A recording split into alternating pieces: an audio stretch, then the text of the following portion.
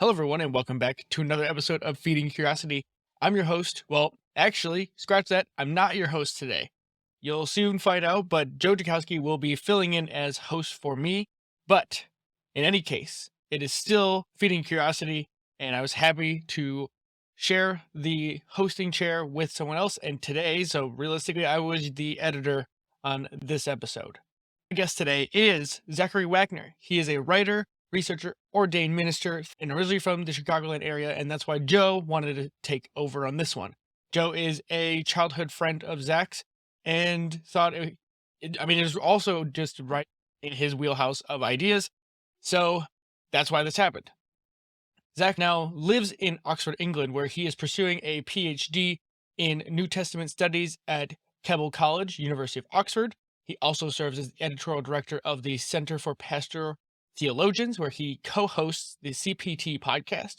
His research interests include economics in the ancient world, divine wages in the Second Temple, Judaism and early Christianity, Pauline epistles, the Gospel of Matthew, and the New Testament masculinities. His first book, which is the main focus of this podcast, is Non-Toxic Masculinity, Recovering Healthy Male Sexuality, was published in 2023. Zach's other writings interests include evangelical and post-vangelical Christian discipleship, theological formation, and speaking against church-based abuse. So that is a mouthful, but this was a really great conversation. If you grew up in a religious world, you'll find a lot of this interesting. If you're interested in broadly how the entire Western world was set up, this will also be interesting to you. And from a more contemporary standpoint, if you're curious how we can think about men and masculinity in a post-Me Too world, I think you'll also find a value here. This has been an area of interest for mine, not really on the religious side of things, but how do men fit into this world where women have ever changing amount of freedom and equal playing field in this modern world. And some of the data behind this, this is a tangent, but we'll get into this in future episodes. So without further ado, please enjoy this conversation with Zach Wagner and hosted by Joe Jakowski. All right. Hello, everyone. You might be surprised to not see Eric Wendell hosting this podcast today. He was gracious enough to let me take over, and he has his reasons for this. Because our guest is ZACHARY WAGNER, who wrote, hold on, I've got it right here, Non-Toxic Masculinity, as well as being an author. He is doing a PhD in the New Testament studies at the University of Oxford. He's also the editorial director of the Center for Pastor Theologians, and perhaps the least of his accomplishments is the fact that we grew up together. So his parents knew my parents. We grew up in the same church and have some similar background. Our parents there. still hang on the regular, and they're palling out in 2023. They do, which is cool. Oh, I know. Yeah, like just shotgunning beers. It's crazy. Big kind of Coors Light boomer vibes. Oh yeah, definitely. Yeah, with like a white polo tucked into your beige shorts. All right, so tell me first about your motivation to write the book. Yeah. A few things. There was a moment kind of in early 2021, there were a few stories that broke. I kind of allude to this in the introduction of the book.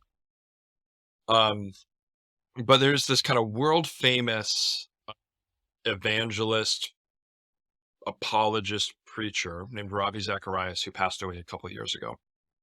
And there was a story that broke, kind of a long process of things coming up in late 2020 and early 2021, actually after he had passed away, where it came to light that this guy was like a serial, like mega creep, like sexual abuser, would like go across the world and like meet up with women and, tell them if they like told anybody about this encounter that they would like be suffering God's wrath and all of this sort of stuff, and had, hundreds of pictures of women on his phone, sort of thing. And this is like this world famous like one of the most famous kind of preachers in the world, honestly, and really respected kind of in the evangelical church, and would preach and had led a lot of people to faith. So news comes out that this guy's a major creep.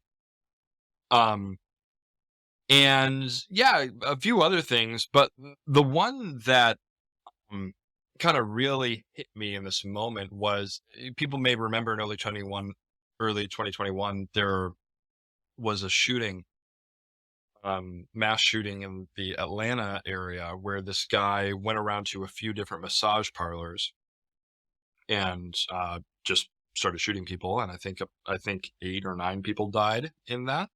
But he didn't die. He was arrested. And during the kind of questioning with the police, they're obviously searching for a motive, and they asked this guy, like, hey, why'd you do this? Why did you show up at these massage parlors and kill these people? And what he said was, well, hey, I'm a sex addict, and I was doing a public service by eliminating temptation. So presumably this guy had been kind of in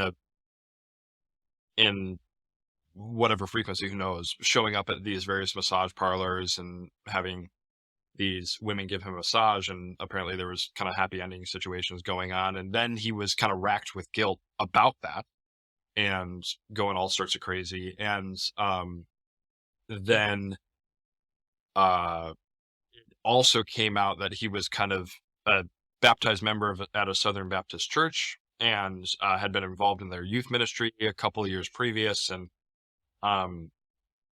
yeah, that kind of was a moment for me when I saw this guy make this statement, like, hey, these women were sexual temptation for me, therefore I must kill them. I must eliminate this temptation. And obviously that's very extreme and terrible, and disturbing. But the description of women as temptation that needs to be kind of somehow distanced or avoided, and this guy went to the conclusion eliminated and murdered, which is super disturbing. I noticed in that logic a certain kind of perverse resonance with the way that I was raised to think about sexuality, sexual temptation, and women, frankly. Where there's this idea that men are these kind of hypersexual creatures, and the only way to avoid kind of indulging in these illicit sexual behaviors is through avoidance. So this guy took that to an extreme. So that just started me processing a lot of things, including kind of this series of scandals that were emerging within the conservative evangelical church that you and I both grew up in. And a lot of times these scandals were of a sexual nature, like such and such famous family or pastor or this church knew about this child abuse and they covered it up, or this pastor actually was addicted to this or that or the other thing, sexual, and this was starting to emerge as a pattern. So I was starting to ask some of those questions, and I wrote up a little article, and there was some positive response to that. And yeah, so that's a bit of the inception of me thinking through this kind of emphasis on sexual purity, and then I'm sure we'll get more into this, that I grew up with, and connecting some of the dots to sexual violence and the kind of scandals that I was seeing emerging in the church. Yeah, so I'm trying to think a little bit about when I was reading the book. It was interestingly contextualizing for me. I think that my experience is probably a touch different than your own. It seemed not to me so much that it wasn't like women, I can't vouch for my memory, but the impression that I have is that women for me when I was young were just wow, Yes, what an can't believe that amazing thing. exists. Wow, all the time. But somehow the fact of my really admiration as a kid was viewed as sort Yes. of a negative thing. That the idea that this not just that it wasn't taken as a note, like as a fact, as, oh, you're very attracted to that woman. Maybe you should approach her. Maybe you should do this. And maybe there's an appropriate way of approaching a woman. There's an appropriate way of engaging in that kind of a relationship. That wasn't exactly mentioned. It was more like Danger. you better just not go down that road, and that to feel the attraction, led into feel the attraction. Right. This is a dangerous thing. You're 100%, playing yeah. with fire. Right. And I found that at that age, like junior high, high school, probably more high school, and I became much, much more involved in the church that I grew up in. I found that the only way I felt confident with a woman was when I was denying her Wow. advances. That's fascinating. And it was something like that was the only appropriate way. Right. It was like the only way to appropriately engage in a relationship with a woman where I was doing the right thing was to always be in denial, an active denial. And Yeah, so if I can that's ask you, part of why I Joe, wanted to is talk to that like, just because I'm curious, I think that's fascinating. Was that like this is like a holy way of living, or this is a manly way of living, or this is the right thing to do, or this is appropriate? Like, unpack that, like, just a little bit. I'm curious how you framed that in your mind. Yeah. Well, it didn't Yeah. feel manly to me. I can't think of any discussion that resonated with from my youth about about masculinity at all. I mean, nothing. Except from the secular world or from the Christian world.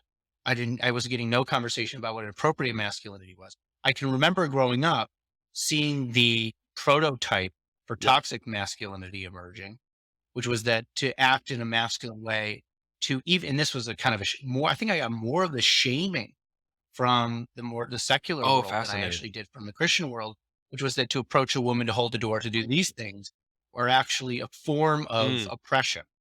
I mean, that isn't the language that was used at the time, but it's the same lineage, right? It's on the same line.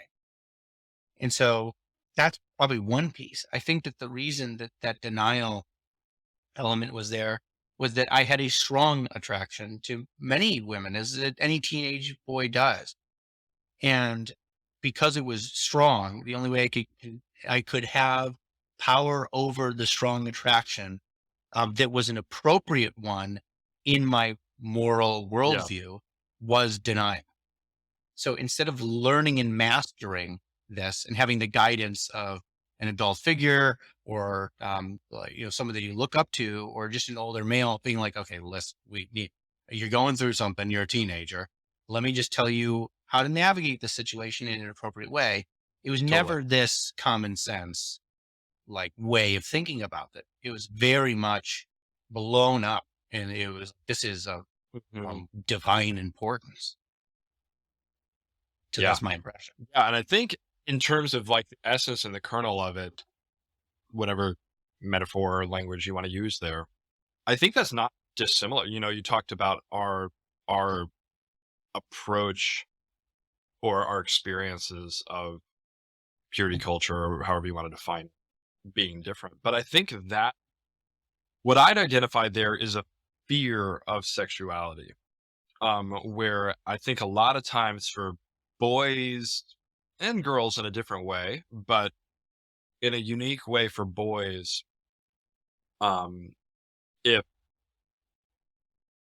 as you grow up in a church context, certainly, but even in the broader culture, I think there's a sense that, hey, you're going to start feeling this stuff, and that's something to be afraid of, and it's dangerous, and I think that's just a fine line between that and it's bad.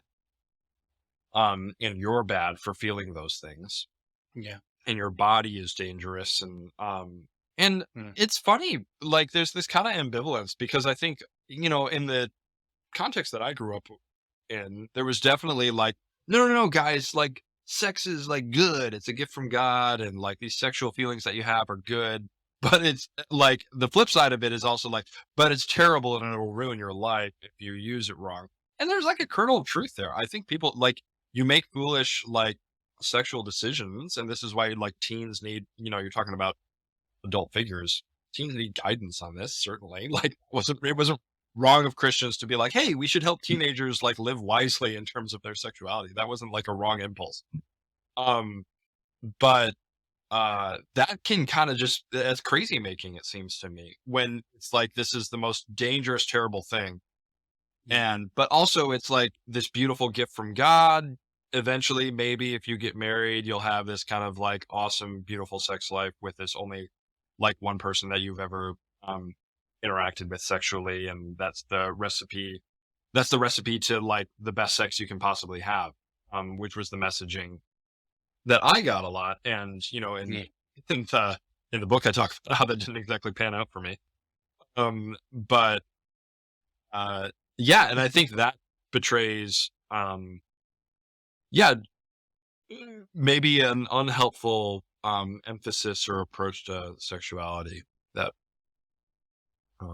suggested to me. So where do you think that this comes from? Like there's the tantrics have no problem with the way that they navigate sexuality. I know that Christianity seems to have a bit of a neurosis to this and has for some time. I think it was particularly in that sexuality is an act of the body, and there's something about the body that doesn't sit right in Christianity. When I look back, I know there's talks. I think it was Pope Innocent III had some choice words. I mean, all sorts of people about the body. And I don't remember if it was Augustine or also, like I want to say it was Augustine said something like, "We're born between piss and shit." I don't know Augustine well enough, but it's what a way to put it, man. Arguably, Christianity is a radically body affirming religion, which might sound surprising to some people listening, or might sound surprising to you. But the narrative that like God made the world as good, and then God the Son became incarnate in Jesus, and then the ending of the Christian story in the future is the belief our bodies will be raised and redeemed. So it's kind of like physical creation is good all the way across in the Christian narrative. But early in the church's history, and I talk about this a little in the book, early in the church's history, there was a arguably corrupting influence of, this is simplifying, but a Platonic dualism that viewed materiality as corrupt and lesser than spiritual reality. So you think about Plato and the kind of denigration of the physical and the orientation towards,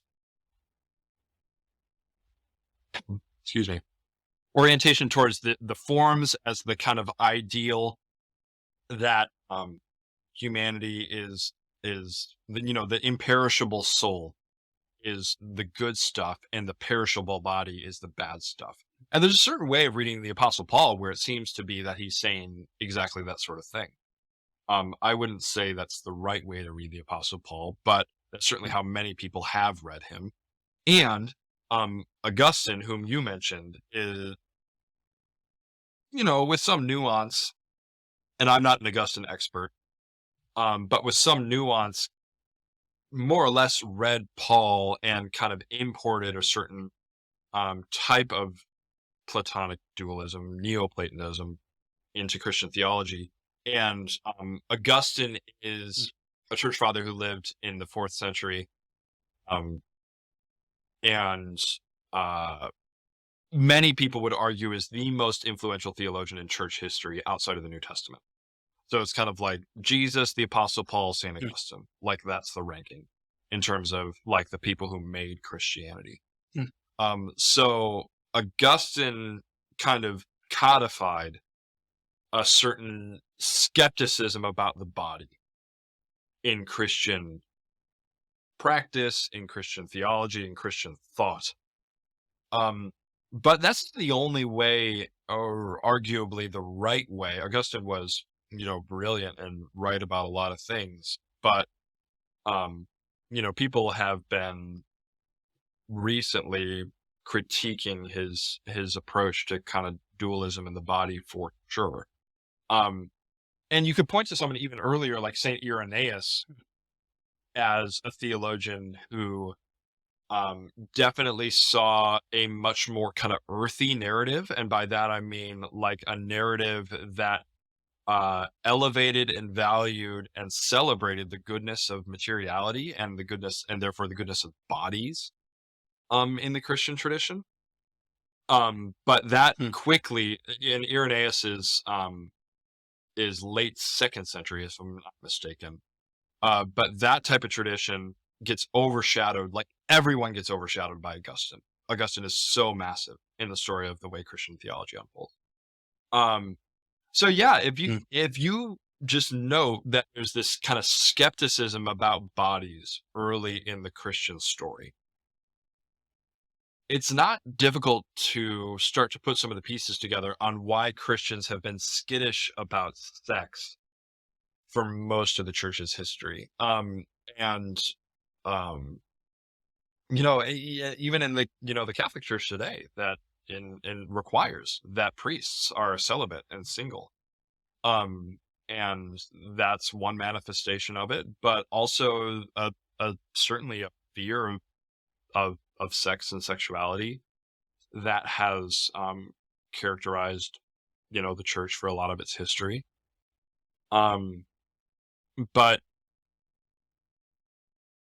yeah, I mean, maybe we can pause there, and I'm happy to hear any thoughts that you have, and we can go a few different directions. Yeah, I've two thoughts that came to mind. One Sure. was one of kind of clarification for me, which is you talked about Plato and the forms and this kind of dualism that emerges out of between the body and the mind, or spirit and body. Yeah, And 100%. I thought of the Gnostics, and from my understanding, the Gnostics kind of took that right. They took that to a pretty wild degree. I think they broke into like two sects, and one of them was super just all about the mind, and the body was neglected, and then the other one was basically violating everything about the body in principle. Yeah, that's exactly right. Yeah, so the Gnostics is kind of like an early Christian, not exclusively Christian, but Christian Gnostics show up early enough, Christian, quote unquote. Some people would say, well, if you're Gnostic, you're not Christian. But people who are members of the Jesus movement, who kind of have a disposition that is more Gnostic. And Gnostic comes from the Greek word for knowledge. You can kind of hear the KN or the GN in the Gnostic there. This idea that there was kind of a cerebral, almost secret way of relating to God through kind of this exclusive piece of information. So it was a privileging of the mind and information and knowledge over and against physicality in the body. And this shows up early enough in the Christian movement that it actually shows up in the New Testament, particularly in the epistle of First John.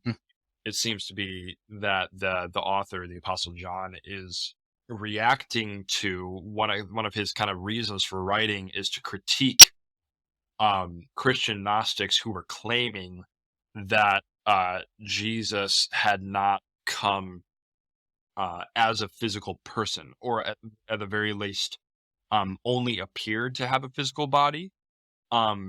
So you have statements in the Apostle in First John that says any spirit or any person that claims that Jesus has not come in the flesh, and sarx in Greek, is not from God. So there's kind of already these kind of lines being drawn. So people who kind of deny the incarnation, that Jesus had a physical body, they're outside of us. So that, of course, creates tensions with what we were just saying about Augustine and the Apostle Paul and all sorts of things. So these are early Christian kind of tensions and debates, how you relate to the body. But Gnosticism is kind of, some people will say it's like the proto-Christian heresy, is this denigration of the body. A simplified way I get to that in my book when I'm talking about sexuality, and then a kind of a later iteration of that is a heresy called Docetism, which comes from the Greek word dakeo, which means to appear or to seem like.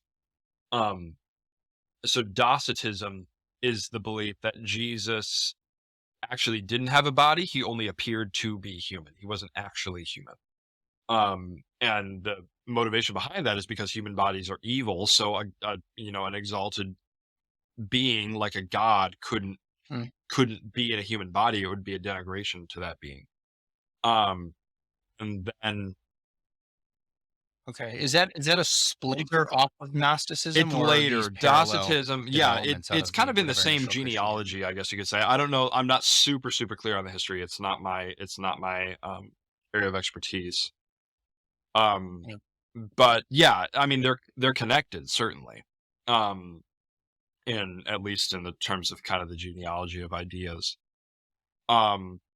So the way I connect that to sexuality is I think kind of Christians today, in as much as we kind of like feel icky or distrust or kind of like ugh about our sexuality, and if we apply that to Jesus, because kind of the orthodox the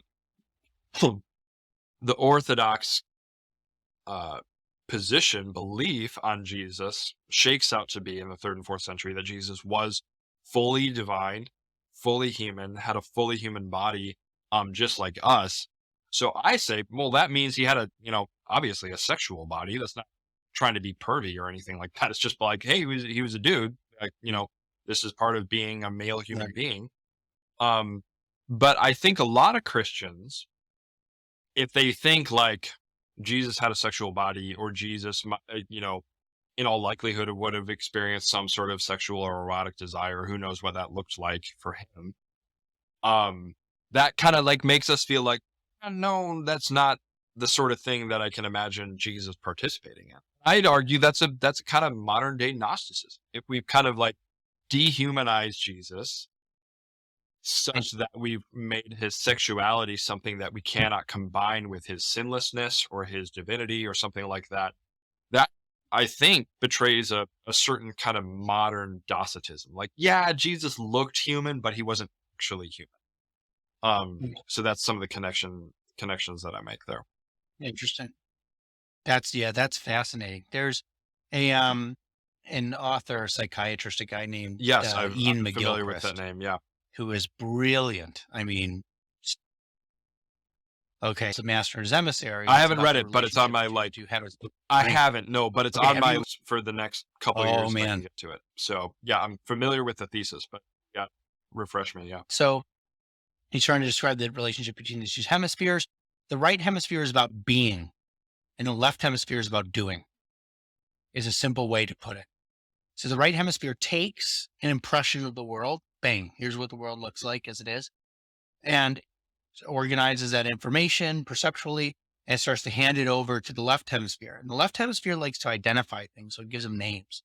He goes bang, bang, bang, gives it all these names. And then it'll start to abstract them out of their context. So now that it has a symbol to represent the actual constituent parts of that experience, it can pull them out and start moving them around. And it's like a child taking apart a remote control to figure out how it works. And then it can, when it's super abstract, it can literally manipulate all these things because they're sometimes just a symbol and no longer the experience itself. And then with the abstraction, it can bring that back to reality, overlay it on reality, and use what it learned to manipulate reality. But because it's about doing, the left hemisphere is about doing, it grasps things. It's about manipulating. It's about playing with these kinds of things. It's actually sort of a predatory part of the brain. So like birds, because they have their eyes on different sides of their head, when they're just looking around, they'll use their left eye, which is connected to their right hemisphere. So the right hemisphere is looking around, but when they need to pick up a seed, they'll turn it and use their right eye, left hemisphere, to grab it. And so these things operate in different ways. And humans will do this too. You can cover people's eyes and have them reach into something that they can't see and try to grab an object. If you have them do it with their right hand, they'll grasp at it. If you have them do it with their left hand, they'll explore. They'll go like this, like feel for it, feel it out.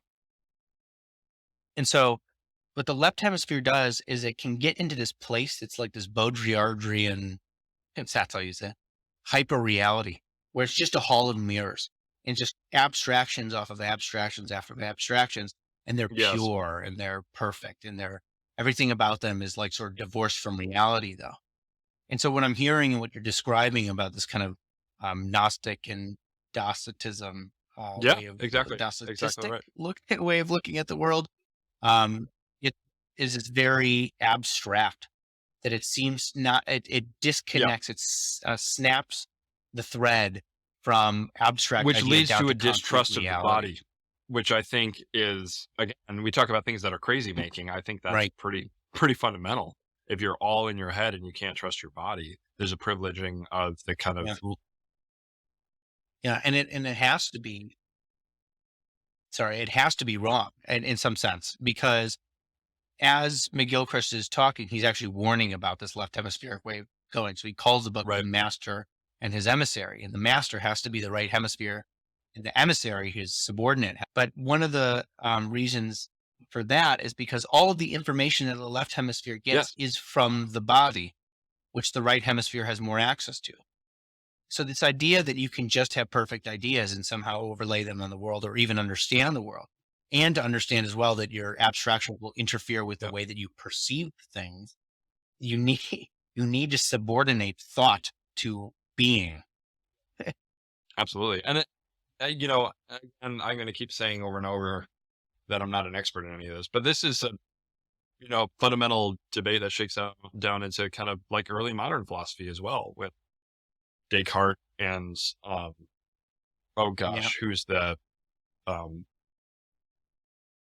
who's the kind of sensory perception guy? I'm blanking on that. Shouldn't have drank 2 glasses of wine before that. I want to say a little later, but again, all that to say is this. Hume was talking about impression. Is that what you said? Well, he talked a lot about the word impression directly from Hume.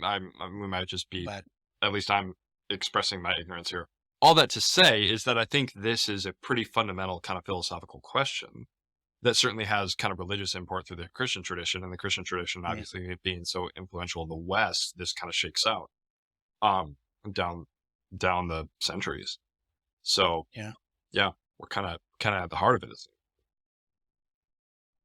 Okay, so one more question about that era and where we can have a touchstone for this kind of almost neurotic distaste for the body and sexuality by proxy.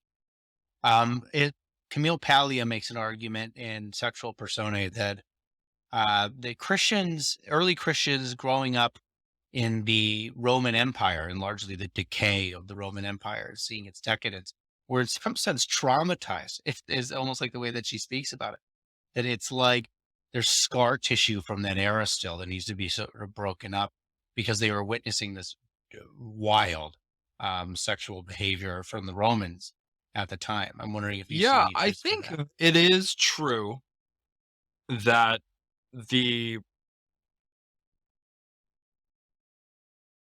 there was kind of philosophical debate about the appropriateness of sexual quote unquote liberation, I suppose, in the Roman world. It's on my read the case that it was a more sexually permissive culture, certainly, than the kind of Judeo-Christian iteration of Western culture that replaced it. Certainly. But I think it can be overblown sometimes. Like, I was just reading, for my research, I am currently reading Seneca, who's a Stoic Roman philosopher from the first century, around the same time that Christianity is emerging, although he doesn't express awareness of Christianity at that time. There are traditions that definitely kind of will critique sexual promiscuity and sexual license, and will talk about sexual deviance, quote unquote, as a perversion and an ill to society or something like that. So it's not like, all bets are off and everybody in the Roman Empire is just like, yeah, do whatever you want. Like that's probably an overread. But it was, I think, you want to talk about quote unquote paganism, it was a more sexually permissive culture, certainly. And you see reactions in the New Testament where, Romans 1 is probably the best example, where the Apostle Paul is like, yeah, all these kind of pagans out here, these Gentiles are doing all sorts of crazy pervy things, and that's why God's going to judge them. Like, that's a kind of critical read of what Paul is doing in Romans chapter 1. But all those qualifiers aside, so last thing I'll say on that is that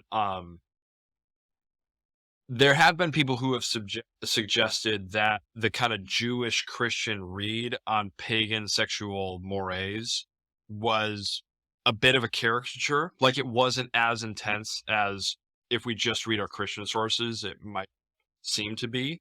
And someone like Seneca, who is like critiquing sexual promiscuity, kind of an indulgence in passion was considered effeminate in a lot of which is ironic, the opposite of what we have in our culture today, where we kind of consider kind of hyper indulgence and sexual eroticism as a masculine trait or a masculine vice, we might even say.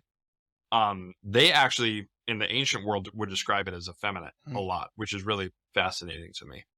And they would say, like, the virtuous way of living is a bit more constrained and not indulging in sexual excess. And of course, you have your wife and your legitimate children, and that's kind of like the right lane to direct your sexuality into. Some of these philosophers would argue, but the kind of sleeping with your servant boy as just kind of part of the gig, and going out with temple prostitutes and this and that and the other thing, that's kind of girly, is the language that these people would use, interestingly enough. So yeah, long kind of meandering answer to say that bottom line, all those qualifiers aside, is I think it is the case that the emergence of Christianity into the Roman Empire, and then as the kind of foundation for Western civilization, does represent, I'd argue, a mainstreaming of Jewish sexual ethics. And Jewish sexual ethics were much more contained and very strictly prescribed through like the codes of Leviticus that kind of have all the nasties that's like, these are abominations to God. That includes, things like incest and homosexuality and any number of things. And there's a very kind of clear boundary markers in Judaism that would have been kind of up for debate in the Roman world. It's not to say that no one would have condemned those things and it was just kind of all bets are off, but there were very clear kind of sexual ethical boundaries in the Jewish tradition that then kind of become more mainstream as Christianity takes influence, and Christianity kind of takes on all of those Jewish values as it relates to sexual ethics. There's a lot of debate on that, but I feel pretty confident that the Christian tradition doesn't revise Jewish sexual ethics in any significant way. Huh, that's interesting. Okay, so there's an interplay here going on between like traditional Christian culture, their focus on the body. There's a debate about the body, whether it's good or bad, and you have that pulling up for hundreds of years. You also have some influence from the Roman Empire, paganism probably more appropriately, in the way that at least Jewish culture was interacting with that, and that carries on. So I want to fast forward through time a little and get to the actual book.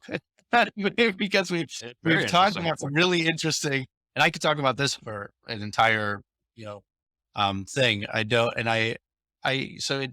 For those that don't know, which might include, in my impression, even contemporary evangelicals, can you just give us a trace of the lineage of evangelical Christianity, of the kind that we grew up in, right back to the founding? Sure, yeah. Well, there's a couple places you can start it. The first would be kind of the awakening movements and revivalism of the First and Second Great Awakening, going back to around a little before the founding of the United States, actually, before the American Revolution. And that's associated with preachers like George Whitefield and Jonathan Edwards, who Jonathan Edwards is the grandfather of Aaron Burr of the Hamilton musical fame. Fun fact. And then the Second Great Awakening. So these are these movements that are kind of, they're characterized by people showing up and listening to a preacher talk about like, hey, I know you guys are all kind of nominally Christian, you grew up believing, but if you don't have this personal faith and you're like, you're going to hell and you need to make sure that you believe in the true gospel. And it's just this kind of this very revivalist vibe where you show up and you listen to a preacher and then you cry and you confess your sins and you feel really badly and then you have a born again experience. Not every iteration of Christianity has looked that way. That might seem very familiar to some people, as like, well, that's what Christianity is like, isn't it? No, but it's not, hasn't always been that way. So the revivalist movements are really influential, but then later in the late 19th century, there was the rise of kind of German higher critical readings of the New Testament. And I shouldn't say the New Testament, certainly the whole Bible, which was kind of taking as critical of a historical edge to the biblical text as one could, and saying, like, we've always heard that Moses wrote the Pentateuch, the first 5 books of the Bible, but what if he didn't? And what if it was actually this kind of collection of 5 different sources and we can kind of cut and splice and piece it together this way? Or, Paul's epistles, it seems pretty clear that he didn't write Ephesians or Colossians or First and Second Timothy and Titus for various reasons, and this and that and the other thing. So there was kind of this like very post-Enlightenment critical edge to, this might be more than you were bargaining for, to the to this German scholarship. And then in the early 20th century, there's a mostly American, also kind of British movement that responds to that, that's often called fundamentalism. So fundamentalism is like a return to a more traditional, quote unquote, conservative way of viewing the biblical text, which is like, the church has always believed that Paul wrote all the epistles that we associate with Paul's name, and the Germans are kind of doing this godless thing where they're thinking that they know better than the Bible, but this is a conservative, revivalist, gospel-centered, cross-centered, activist, pragmatist movement that emerged in the earliest 20th century that's often associated with fundamentalism. And literally, there's a collection of papers called the Fundamentals, which is kind of going down a laundry list. You can Google this and look it up on Wikipedia, going down a laundry list of different kind of issues having to do with biblical inerrancy or inspiration or authorship or science and faith and reason and all sorts of things, and kind of taking a pretty conservative stance on all of those things, and situating that within this revivalist tradition, part of the Protestant tradition. And that, what I've just described, is the root of what most people think of as mainstream evangelicalism today. There's a lot of things that we can see about evangelical Christianity that are tied back to that. And we could get into some of those, but that's a bit of the history. And then in the second half of the 20th century, this kind of fundamentalist segment of Christianity becomes much more politically activist. And this is the rise of the quote unquote religious right, particularly in the 1980s and late 70s, and very influential into the 90s and the early aughts. these are the people who got Reagan elected. Like Reagan was the first kind of presidential candidate to tap into this kind of moral majority, religious right thing that is associated with American and evangelicalism, such as it is. And then this is also I was going to say, this is very interesting, particularly the fundamentalism part. My impression had been, or I should say my hypothesis was that that some of this traces back, this kind of fundamentalist way of thinking traces back to the Reformation, and that when, upon witnessing the corruption of the Yeah. church, everybody begins to ask, 100%. where is the true Christianity? Where does that lie? Yeah. What is the foundation that we can rely on here? And then suddenly they all turn to the text, which is now easily available to them. And then that creates a kind of fixation. I mean, that's wording and exactly these right. sorts of things Yeah, in the that's exactly Bible. right. You Is just kind that of gave plausible? the prequel to everything I said. Mm. So if you want to kind of situate it within the 2000 Wow, year history of the fascinating. church, there's kind of the Catholic Church, which is doing battle with some of the heresies like Docetism that I was describing in the first kind of 500 years. You have the great schism between the Greek Orthodox Yeah. Church and the Roman Catholic Church then, which becomes less significant, at least for Westerners like us, as the Eastern Orthodoxy kind of settles in its own little zone and Western Christianity continues to expand. And then exactly what you described, going to the Protestant Reformation, where the church as an institution had become quite corrupt in various ways, and people like Martin Luther and John Calvin and Zwingli, and even within the Catholic Church, there were kind of reforming voices as well. And that was a redirection back to the biblical text as authority for Christian living. 100%. Okay, so that makes sense to me that fundamentalism, that fundamentalism would appear, or would, in some sense, that was the focus that fundamentalism and then evangelical Christianity later on the road would Yes, take. 100%, because the easy door for emphasis them to on the open. biblical text that emerged from, and Christians have always placed a massive value in biblical text, but there was kind of like a strong emphasis in the Protestant Reformation on the church as an institution is wrong because they're going contrary to the biblical text in X, Y, or Z way. And then that is also, I mean, what I was talking about with the kind of fundamentalists' response to German higher criticism is like these people are critiquing and denigrating the value and the authority and the reliability of the biblical text. So it's a very Protestant move. Ironically, the German higher critics were Lutheran, i.e. Protestants as well. But there's a kind of very reformational move when you see the authority of Scripture being undermined, to react strongly to that and say that's not the true Christianity. If you're getting off the rails from what we view as the clear reading of the biblical text. Fascinating. Okay, so what we have so far is a pretty nice picture, which is that there are historical reasons for the development and suspicion of the body, and a bunch of debates about this for a whole bunch of reasons. That traces its way up through Protestantism, which has a particular focus on the text that translates all the way to the fundamentals. And then so the question becomes about purity culture. Did purity culture arrive out of a explicit reading of particular parts of the Bible? What a good question. My hot take is no. Ironically, I think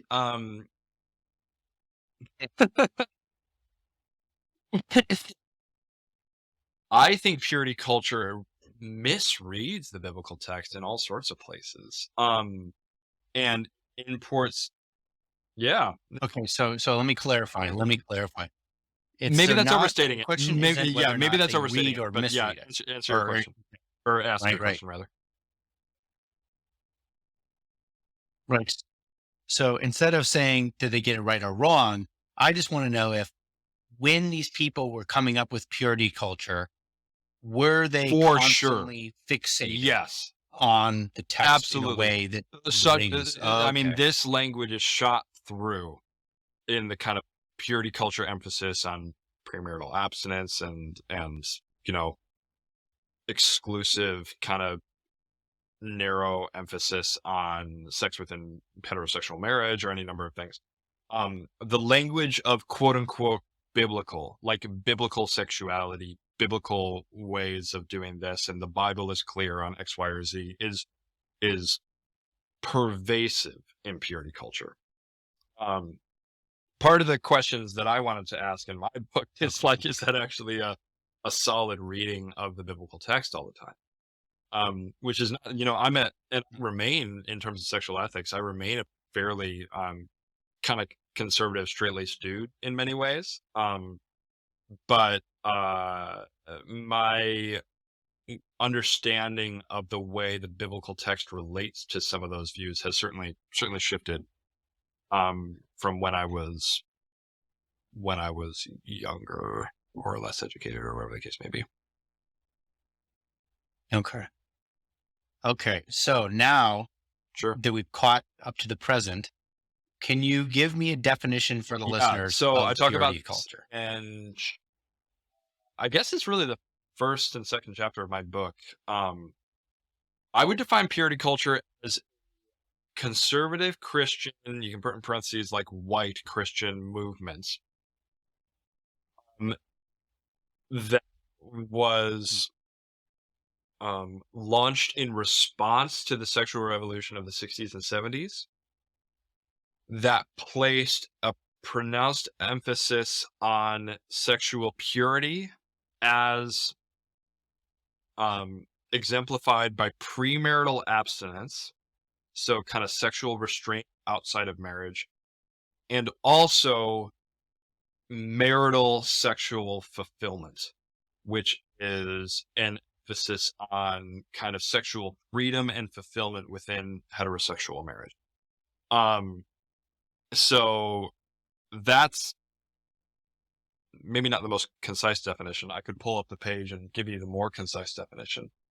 But it's a cultural movement that emerges with kind of Christian emphases and Christian language in response to a broader cultural movement of, i.e., the sexual revolution.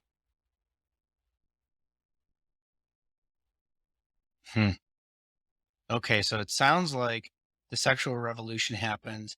There's some concern about this at the very least.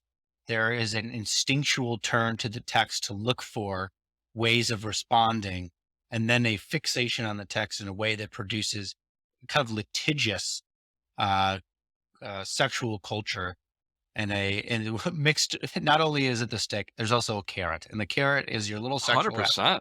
that you get after you get married. Yeah, I think.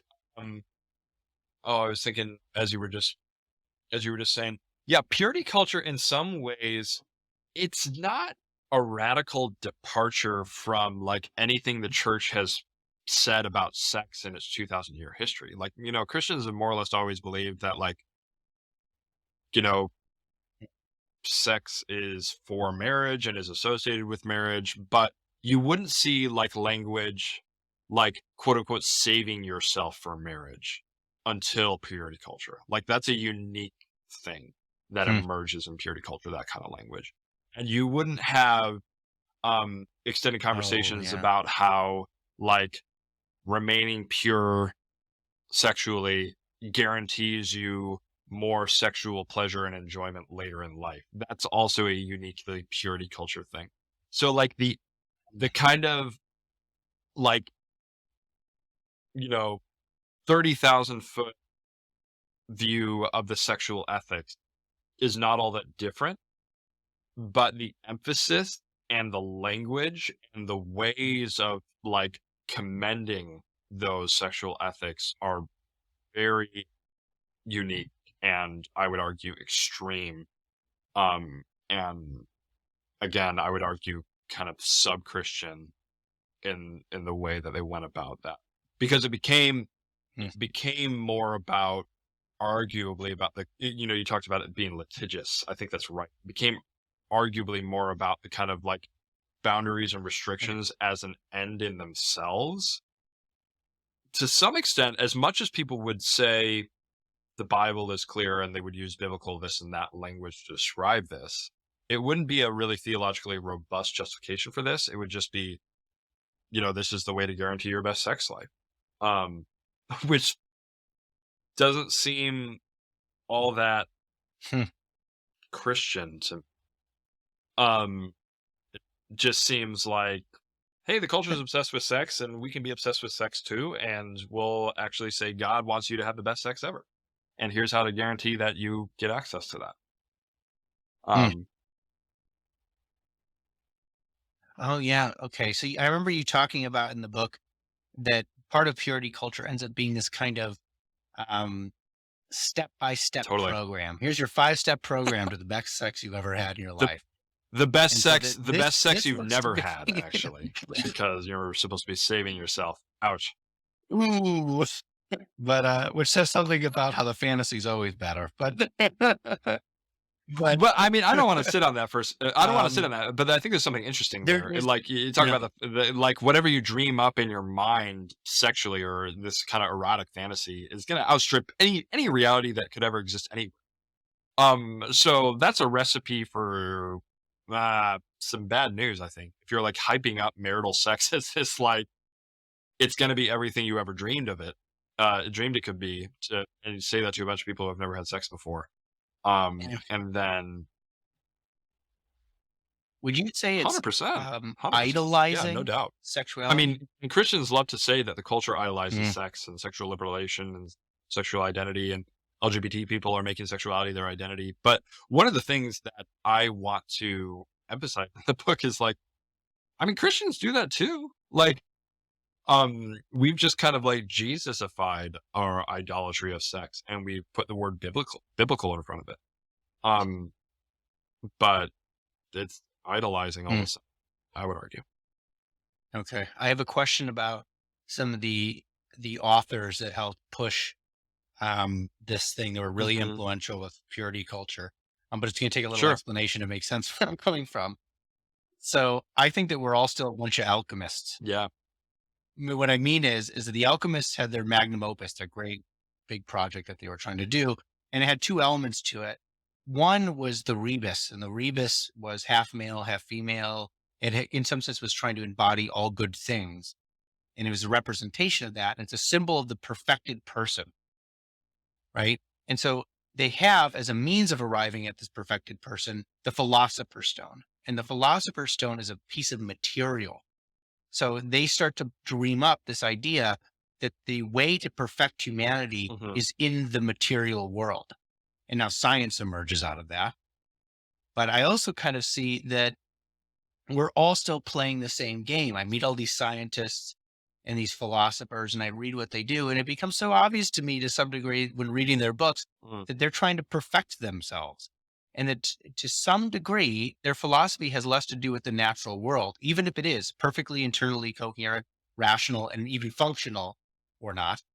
It's an attempt to get at something that a person is missing. And I'm not so sure we made ourselves so wholly rational. And then in some way that we're still trying to fix ourselves through some intellectual gain. And that what I wonder about the authors of this is if if they've made their problem everyone else's, and that they're sexually idolizing or idealizing or idolizing sex. And now they create a whole philosophy about it using the biblical text as fodder. And now we're caught in the cannon fire. I don't know if I would disagree with that at all. I mean, I think, yeah, I think that's right. I mean, and it is.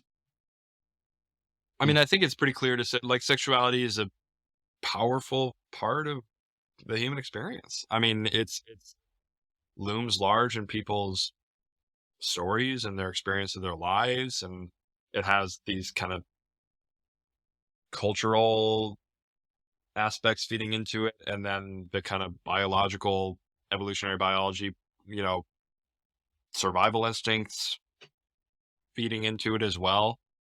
So like sex is a big deal. But there's, I think most people would agree there's an easy way of slipping into like an excess as it relates to the kind of the way sexuality figures in your vision of what it means to be human. And I think some Christians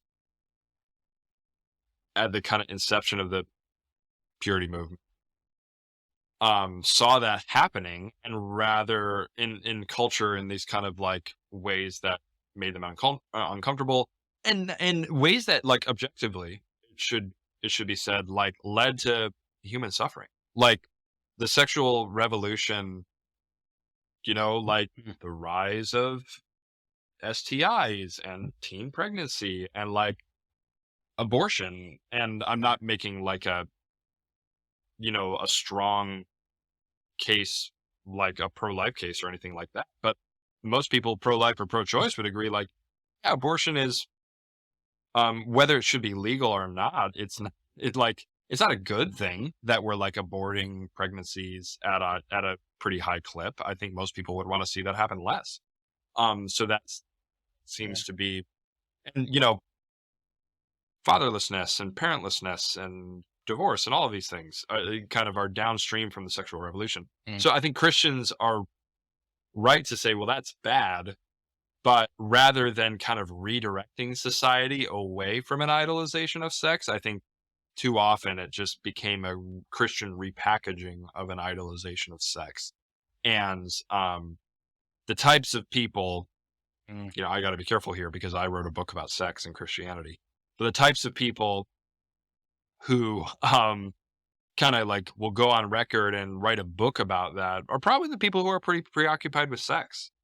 And maybe in a way that is not as representative of a more balanced or measured or healthy way of being human. And then when those books become bestsellers, that can shape a culture or a subculture.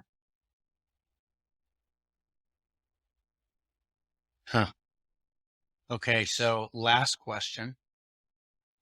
Given all this and this long history and all these things, what's the way forward? What's the next step here? How does Christianity go about correcting this particular era, especially if it might be in part a problem that traces its roots back to some of the beginning arguments first thing of I'll say Christian is culture? that the kind of roots of the sexual revolution arguably are very much rooted in the Protestant Reformation. That's not an argument that I can get into in much detail here, but an accessible version of this is in a book by Bridget Eileen Rivera called Heavy Burdens, and that is the subtitle of that is like 7 ways LGBT people experience harm in the church, and she kind of talks about the sexual revolution as being downstream from the Protestant Reformation, which is interesting. A more kind of conservative and pretty critical of wokeism book would be why can't I think of the title? I can think of the accessible version of the book, which is called Strange New World. And I'm just going to look this up real quick because it's going to bug me. Carl Trueman's Strange New World, which is, he's a Christian kind of historian, theologian. But then there's a bit more of a heady version of that book that he published first called, there it is, The Rise and Triumph of the Modern Self, which is kind of a historical rooting of the sexual revolution. I would argue if you really want to get into the weeds and jump past all of that, and this book I have right here, should do this guy, Charles Taylor, Sources of the Self, who is a Catholic, if I'm not mistaken, Roman Catholic philosopher that traces the kind of modern idea of what it means to be a self, which has a lot of implications for sexuality and stuff like that. And I would say Truman is reacting and using Charles Taylor or Sources of the Self a lot. And I'd just say go back to the source No pun intended. Okay, what do we do? How do we move forward from here? I would argue that I argue in my book that Christians need to recapture a vision of what is dehumanizing about their view of sex, and then pivot to a rehumanizing vision of what it means to be sexual. So any way of interacting or thinking or viewing other people that reduces them to their sexuality or dehumanizes them, and of course, like, sexual abuse is a very clear, like, dehumanization of another person. You're kind of like violently asserting your desire to receive pleasure from another person, and asserting that over them in a way that dehumanizes them. But I would argue it dehumanizes the abuser as well, because to, like, view yourself as kind of like indulging in animalistic sexual urges and not being able to help that and live in a more dignified way is a subhuman view of yourself. And there's a lot that Christian theology would have to say about that.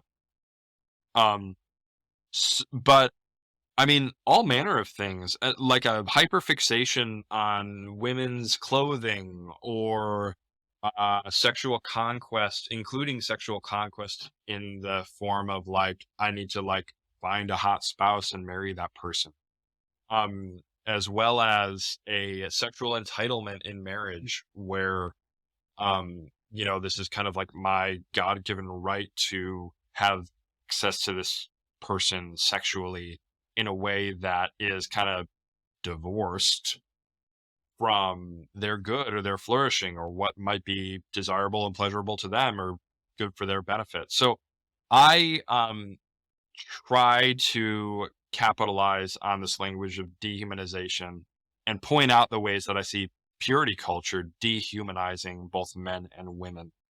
And then say a real kind of pivot to the Christian story that I see in the story of Jesus and his death and resurrection is a story of rehumanization. It's a story of becoming more human, not less human.